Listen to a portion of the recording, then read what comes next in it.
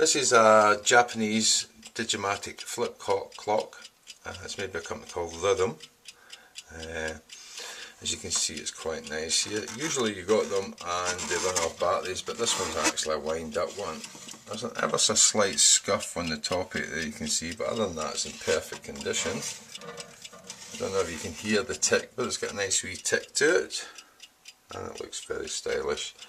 The alarm sounds like that. So there you have it. Nice wee piece of early technology.